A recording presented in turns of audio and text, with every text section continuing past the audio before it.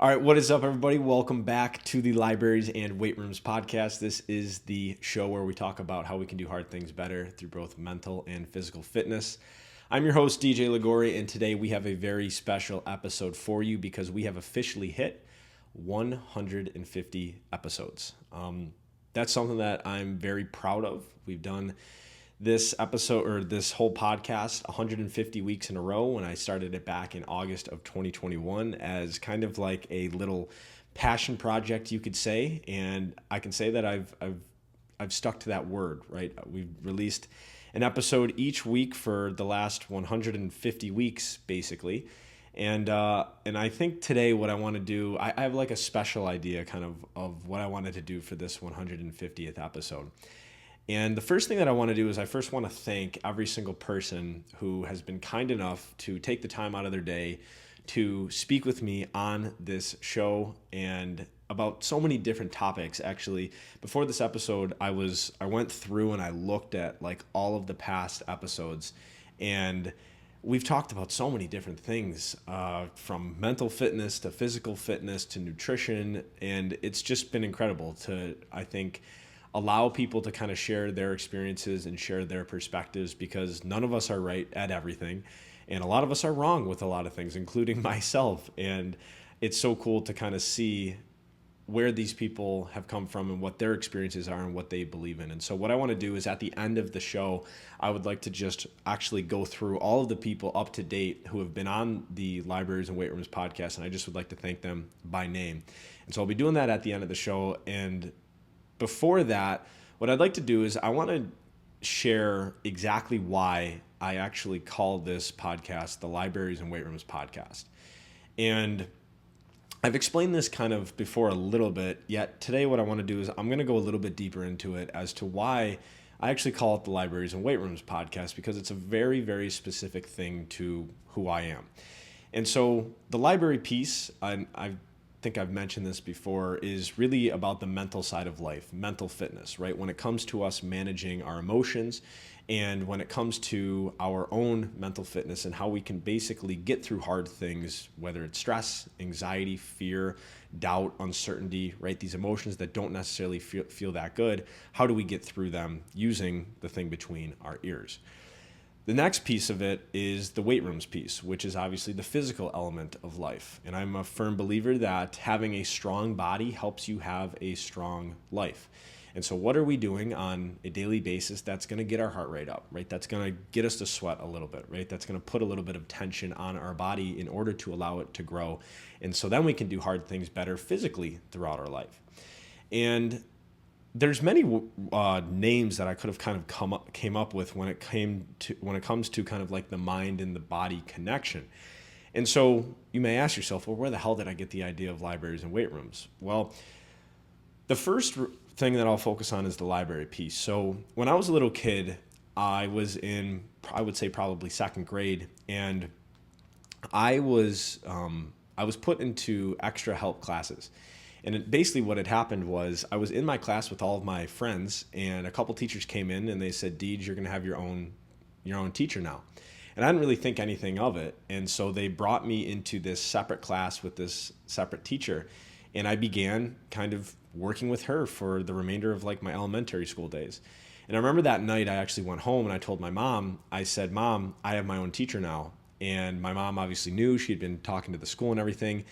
And I said, I think I know exactly why I have this teacher. And my mom was like, why, Deej? Why do you think you have this teacher? And I said, it's because I'm so much smarter than all of the other kids. And that was the actual reason that I thought I was in this class. But nonetheless, it's kind of ironic. It was the total opposite. It was actually because I was extremely slow in reading, writing, and learning, and I needed some additional help in those areas. And so one day when I was in this class, I remember I was having a really hard time reading the word donut. And I was starting to struggle, and I was getting pissed off, and I was getting aggravated and angry, and I stopped. And what I did was I looked across the hallway, and I saw all of my friends who were kind of learning together as a class. And then I looked down at like all these other assignments that I had like X's through and circles. I was getting everything wrong. And I had looked at this word that I couldn't say, which was donut. And I realized in that moment that I was actually in this class because I was not smart. And I was struggling with the mental side of life. And that moment changed my life forever, because in that moment I created the first belief that I can consciously remember. And that belief was that I wasn't smart. And I didn't think I was a smart kid.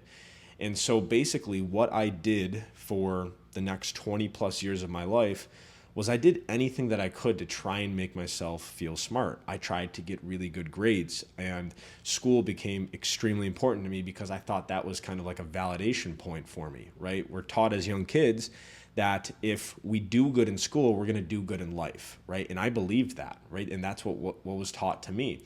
So school became this incredibly important test to actually prove to myself that I was smart. Because when I had those thoughts about me not being smart, and I can remember these really starting to surface around fifth grade, it didn't make me feel good. It made me feel like a loser. It made me feel like an idiot, and I did not like that feeling. And so I did anything I could to try and get good grades, right? Feel smart, do smart things, hang out with the smart kids.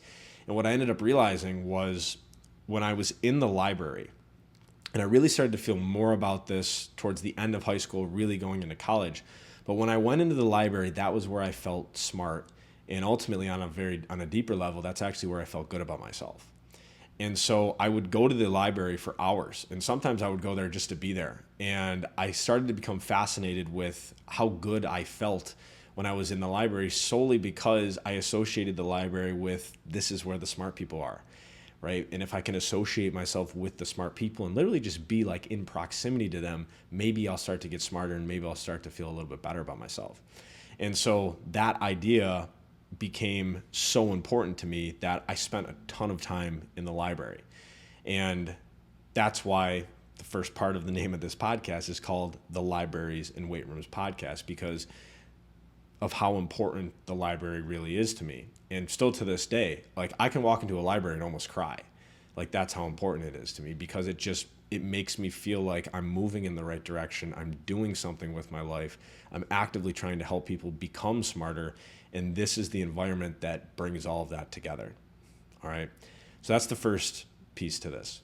The second piece to this is weight rooms. And when I was a little kid, right around that exact same time that I went into that extra classes, I had a pretty graphic injury to my left elbow. And for those of you who are watching the video of this, you can actually see the scar of where I broke my elbow, where it all kind of exploded out the side of my arm. And basically what had happened was I was dunking a basketball. I was running off of two ramps, dunking a basketball, and in one of the attempts, my legs flew out from under me and I let go, fell about 8 feet down to the ground with my arm perpendicular to the ground, and I completely snapped my elbow. And came running inside, extremely graphic, extremely painful. I just remember screaming as loud as I literally could.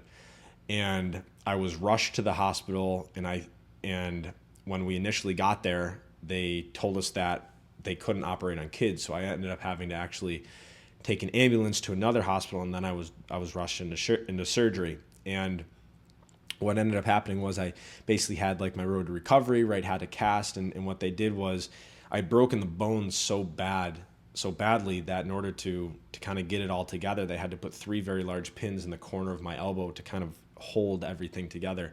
And so the cast was kind of very large on the corner of my arm. And so when it came time to actually take the cast off, I walked in and I remember them saying, "Now, Deej, when we take this cast off, your left arm is not going to look like your right arm." Now, you can imagine a little kid, 2nd, 3rd grade, how big are my arms anyways, right? I was a fairly skinny kid. And I remember when they took off the cast, I looked down at my arm, and it was probably about 1.5 inches in diameter, like just skin and bones, really. And I remember looking down at that arm and just thinking, I'm weak, right? I'm physically weak.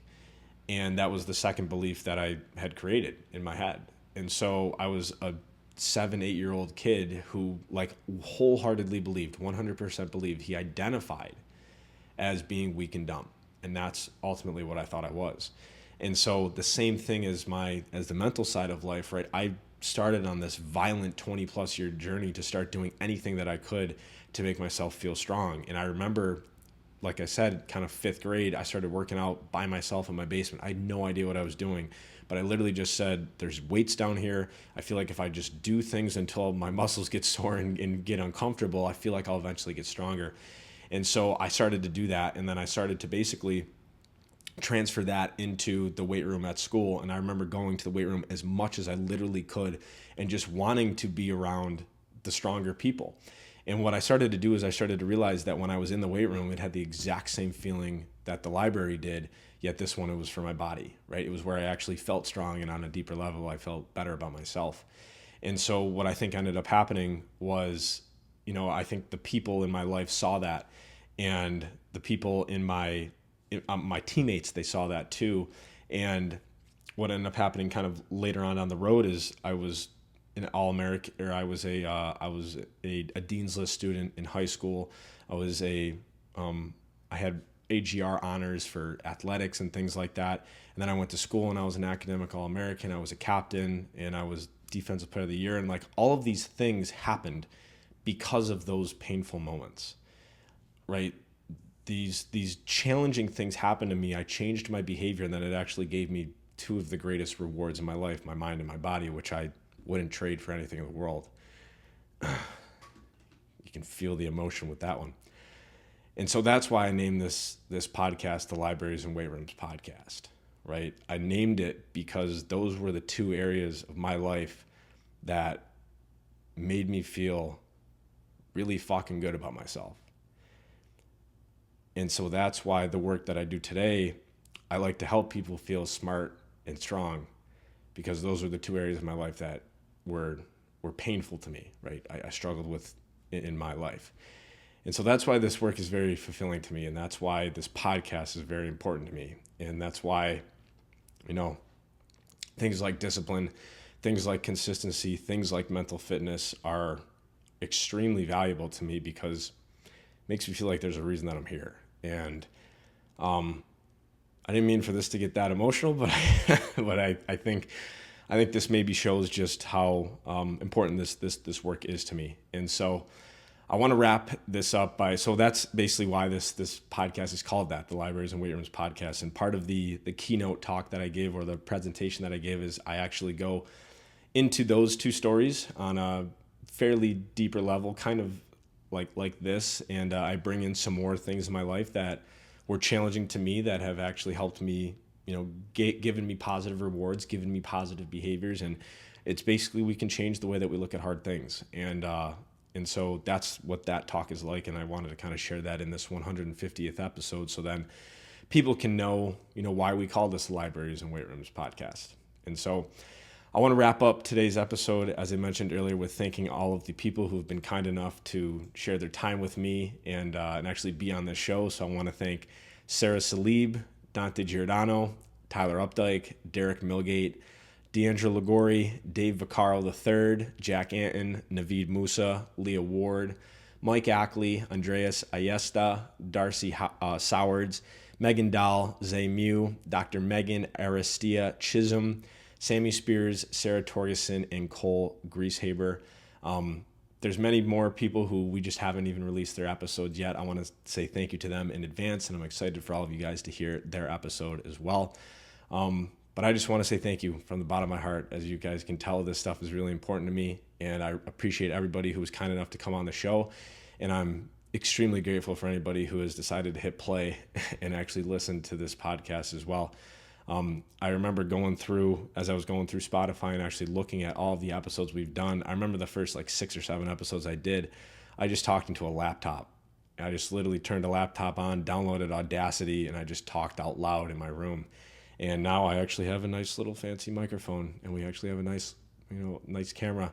So I'm excited to see, what the next 150 episodes look like, and where Acres of Diamonds can go, and where all of this passion and this mission can go. So thank you all so much for taking the time out of your day to listen to today's episode, and any episodes that you've listened to in the past. And as always, if you like what we do on this show, give us a like, give us a rating, give us a review, subscribe, share it with somebody who you think needs to hear it, and keep doing hard things, because it'll change your life. So thank you guys. Have a great week, and we'll talk to you soon.